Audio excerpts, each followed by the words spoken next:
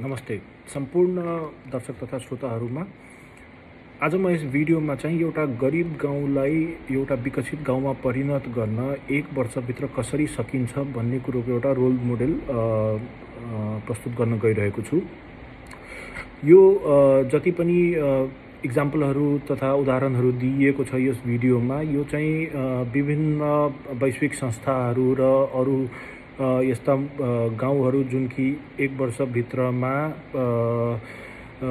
विकासशीलबाट विकसित भइसकेका छन् र उनीहरूको एउटा म्यान पावरमा एउटा डेभलपमेन्टको ठुलो परिवर्तन देख्न सकिएको छ। यस्ता किसिमका गाउँहरूको उदाहरण लिइएको छ र यसमा world bank, world economic forum, international monetary fund र विभिन्न अरू वैश्विक अर्थसँग रिलेटेड संस्थाहरूका रिपोर्टहरू को पनि उल्लेख छ। अब स्टार्ट गर्न चाहन्छु म यो कसरी गर्न सकिन्छ एउटा मोडेल प्रस्तुत गर्छु म। मानौ एउटा गाउँको जनसङ्ख्या 2000 रहेको छ, जसमध्ये 1000 जना महिला छन् र 1000 जना पुरुष छन्। त्यसमध्ये तपाईको 200 जना बालबालिकाहरू हुन सक्छन् र 300 जना वृद्धहरू हुन सक्छन्। यस्तो हुँदा हामीसँग अब युवा जनसङ्ख्या कति रह्यो त? युवा जनसङ्ख्या हामीसँग 1500 जना, 750 जना महिला र 750 जना पुरुष हुन गए एउटा उदाहरणको रूपमा। अब सबसे पहिला हामीले आफ्नो गाउँको मानव संसाधन कति छ भन्ने कुरो थाहा पायौँ। अब मानव संसाधनको विकास कति छ यसमाथि एउटा हामीले रिसर्च गर्न सक्नुपर्छ र रिसर्च गरिसकेपछि चाहिँ कतिको मानव संसाधनमा चाहिँ स्वरोजगार छ, कति विदेशतिर गएर काम गर्न थालेका छन् र रेमिटेन्स कतिको छ गाउँमा, कला कतिको छ, हातमा सिप कतिको छ लोकल गाउँको जनसङ्ख्यामा र विकासका मुख्य पूर्वाधारहरू जे छन् त्यसमा त्यो कतिको छ भन्ने कुरोको हामीले एउटा रिपोर्ट तयार गर्नुपर्छ। गाउँको मुख्य निर्यात अथवा आयात के हो यो सबै कुराको अनुपात पनि मिलाउन सक्नुपर्छ। यो भइसकेपछि हामीसँग एउटा रिपोर्ट आउँछ जुन रिपोर्टमा चाहिँ के देखिन्छ भन्दाखेरि यो सेक्टरमा चाहिँ हाम्रो कमी कमजोरी छ र यो सेक्टरमा चाहिँ हामीले विकास गर्न सक्छौँ र सजिलै विकास गर्न सक्छौँ र के चिजमा चाहिँ कुन चाहिँ दात्री निकाय अथवा सरकारसँग अथवा हाम्रो लोकल गभर्मेन्टसँग हामीले के चाहिँ सजिलै पाउन सक्छौँ त्यो सबै चिजलाई हामीले लिन सकिन्छ। अब कस्तो हुन्छ भन्दाखेरि कतिपय सिचुएसनमा हामी किन पनि पछि हट्छौँ भन्दाखेरि हैन यो रिसोर्सेस त हामीले पाउनै सक्दैनौँ, यो त पोलिटिकल कारणले पनि पाउन सक्दैनौँ अथवा कि यो कारणले पाउन सक्दैनौँ, यो हाम्रो एउटा जुन विचार छ त्यो खासै असर त पार्छ तर खासै धेरै असर पार्छ जस्तो मलाई लाग्दैन। यसको लागि चाहिँ एउटा प्रबल लिडरसिप चाहिँ हुनुपर्छ। प्रबल लिडरसिप भएर जसले कि एउटा मेन्टरसिप देखाओस्, संरक्षकको भूमिकामा आएर सबै एउटै पुरै गाउँको एउटा मिटिङ बसालेर उनीहरूलाई एउटा भिजन दियोस्।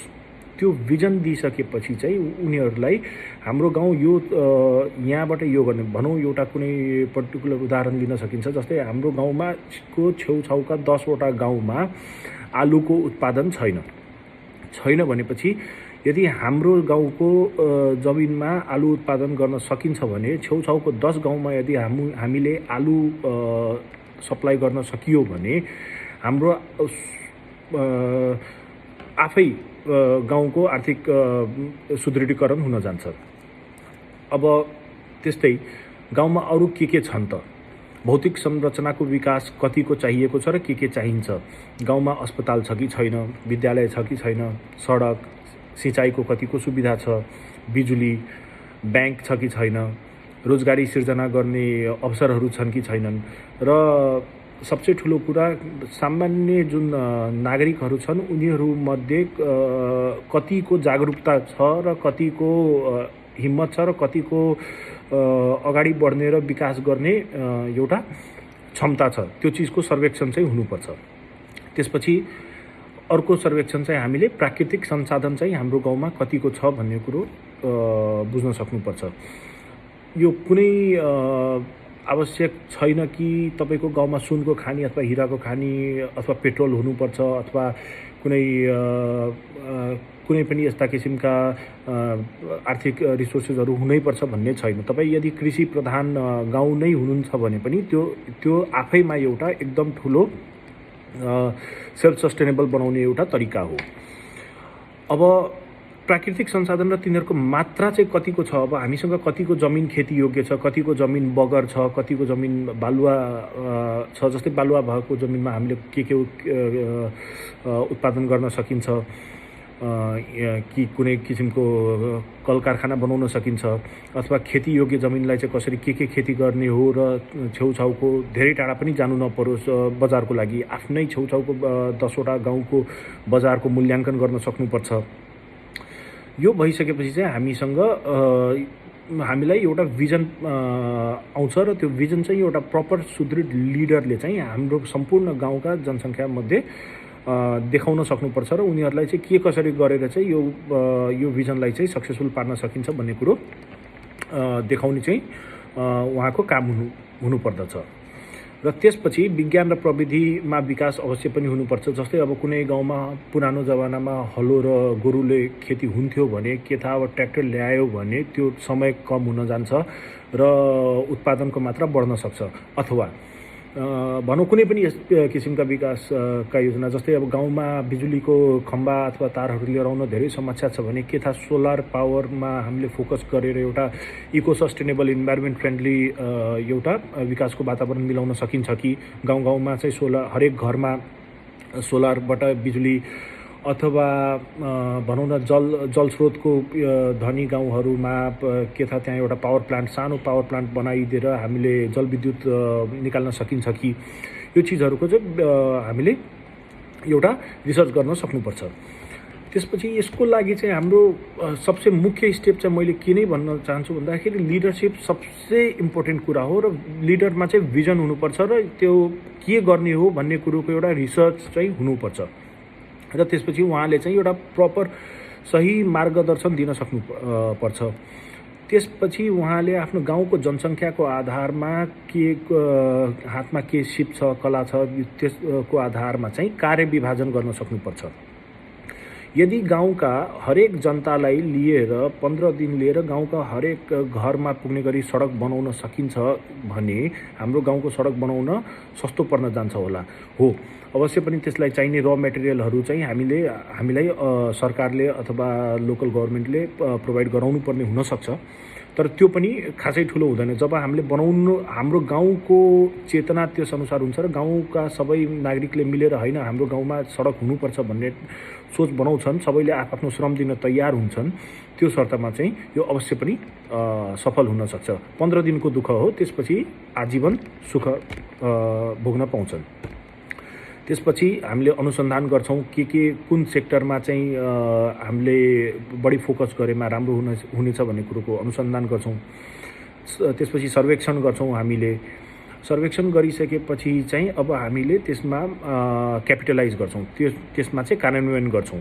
कार्यान्वयन गर्दाखेरि हामीले चाहिँ ल ठिक छ, हाम्रो गाउँमा मानौँ 200 हेक्टर जमिन छ, 200 हेक्टर जमिनमा चाहिँ तपाईँको 100 हेक्टर चाहिँ आलु अथवा कुनै पनि यस्तो एउटा अथवा विभिन्न प्रकारका तरकारी अथवा खेतीयोग्य जमिन छन् र यसले चाहिँ धेरै प्रोडक्सन गर्न सक्छ भनिसकेपछि त्यसको लागि चाहिँ प्रौद्योगिकी विकास गरेर त्यसको मार्केट व्यवस्थापन गरेर त्यहाँबाट छेउछाउको सबै नजिकको मार्केटमा कसरी पुर्याउन सकिन्छ यसको लागि चाहिँ एउटा इन्फ्रास्ट्रक्चर बनाउन सक्नुपर्छ। यो इन्फ्रास्ट्रक्चर बनाइसकेपछि चाहिँ गाउँको लिडर अथवा गाउँको जुन व्यवस्थापक मण्डल छन् तिनीहरूले चाहिँ के पनि गर्न सक्नुपर्छ। गाउँमा मुख्यतया निर्यात गाउँले के गरिराखेको छ र आयात चाहिँ के गरिराखेको छ, जे आयात गरिएको छ त्यसबाट कसरी त्यसलाई चाहिँ कटौती गर्न सकिन्छ र कसरी निर्यातमा बढी फोकस गर्न सकिन्छ भन्ने कुरो चाहिँ हामीले थाहा पाउन सक्नुपर्छ।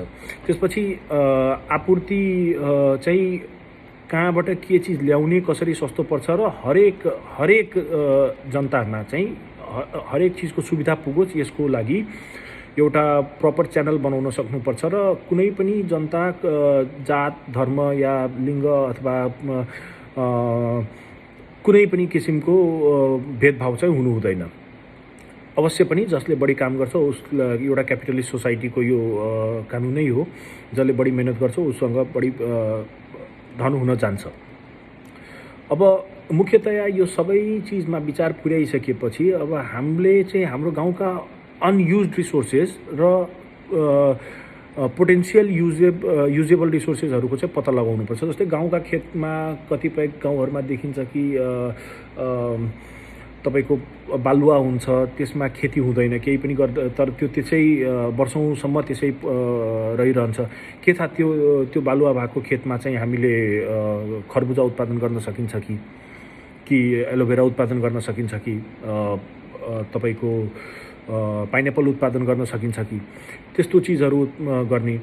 त्यसबाहेक कल कारखानाको हुनु पनि अत्यन्तै आवश्यक छ। जस्तै गाउँमा अब ठिक छ, अहिले झोपडीमा बस्ने जनसङ्ख्या कति छ त्यस अनुसार र के त एउटा सानो इँटा भट्टा बनाइदिएर गाउँ आफैमा चाहिँ गाउँको सबै इँटाको अथवा माग पुरा हुन सक्छ कि त्यसपछि तपाईँको अरू पनि विभिन्न किसिमका चिजहरू जस्तै कि सामान्य चिजहरू जुन कि गाउँमै उत्पादन गरेर गाउँमै बेच्न सकिन्छ र छेउछाउको गाउँमालाई एक्सेसिभ उत्पादन भएको चिजहरू बेचेर चाहिँ अर्थ पनि कमाउन सकिन्छ।